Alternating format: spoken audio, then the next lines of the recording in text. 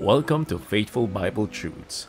Ang ating punggol dito ay buksan ang salita ng Diyos at sa biyaya ng Panginoon ay matapat na suriin ang mga talata ng Bible upang ating malaman ang mga katotohanan na tinuturo nito patungkol sa mga mahalagang doktrina at mga issues sa loob at labas ng iglesia sa panahon natin ngayon. Ang ating tatalakayin today ay Tithing, Malakay chapter 3 verse 10. Hindi obligatory dahil hindi naman namin sinisingil. Ngayon po naman ay tatalakayin natin ang pangangatwiran ng isang Baptist pastor.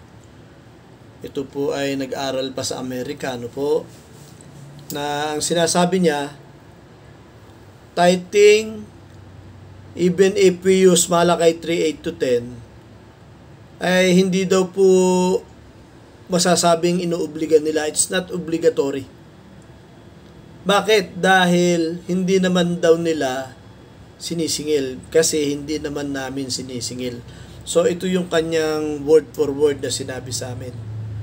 Mga kapatid, again, papasok po dito yung napakahalagang rightly dividing the word of truth. So, ito pong pangatwiran na ito, para pong ina-underestimate tayo na itong pangangatwiran na ito ay ating papatulan. So, nonsense po, Bakit po? Dahil po kung ating gagamitin ng tama, at dapat lang naman gamitin natin ng tama ang mga talata sa Biblia, kung ito pong mga talata rito, Malakay 3:8-10 ay pinatutupad dito, una po, yun ay labag na sa Diyos. Pangalawa po, dahil yun ay under the law, pag ginamit po yung Malakay 3:10, ito po ay nagpapatunay na obligatory. At hindi lamang po tithes, pati po yung mga offering, heave offering, love offering, burnt offering, offering for peace, offering for sins, etc. etc. Napakarami pong offerings doon. At yung pong tithes, hindi lamang isa. Meron pong tithes na dadalhin sa templo.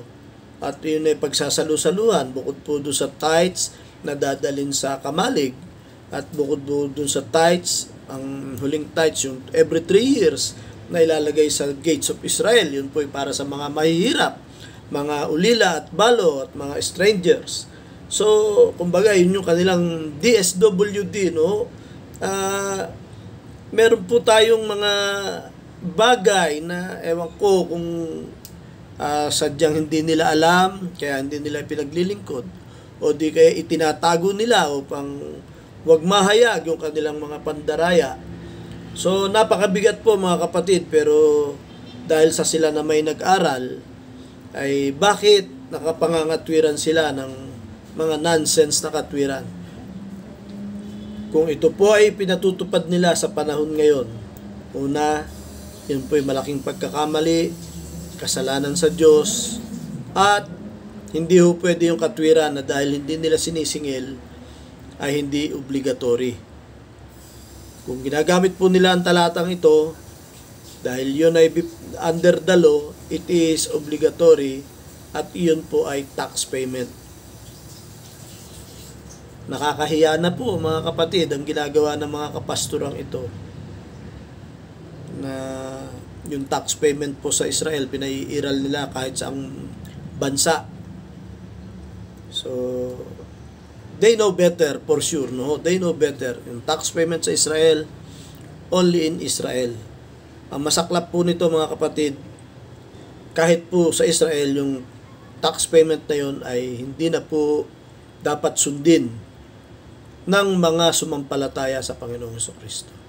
So kung sa panahon ngayon, sinusunod po nila yon, sila po inalalagay sa kalagayan ng mga hindi tunay na mananampalataya, mga kaaway ng Panginoon, mga nagpapatay sa Panginoon. Kaya po, in God's name ay sinasaway po natin ang pagpapairal ng obligatory tithes and offerings, Malakay 3:8-10. Maging yung Matthew 23:23 mga kapatid, mali po na gawing batayan sa panahon natin ngayon. Muli ay pakishare po mga kapatid para po pakinabangan ng maraming mga tunay na mananampalataya, tunay na lingkod ng Diyos. Muli, we love you with the love of the Lord. God bless po. Magandang araw po. Kung kayo po ay may comments or questions regarding sa video na ito, we encourage you to leave it in the comment section. At kung sakali po na naging pagpapala ito sa inyo o aliman sa mga videos sa aming channel, please subscribe and share it to others. Nais po namin kayong encourage na magpatuloy sa pag-aaral ng salita ng Diyos, kaya't inaanyayahan po namin kayo sa mga live stream ng aming mga gawain dito sa Jesus Christ Baptist Church, Santa Maria, Bulacan. At nandito po ang mga schedules ng aming mga gawain. God bless po.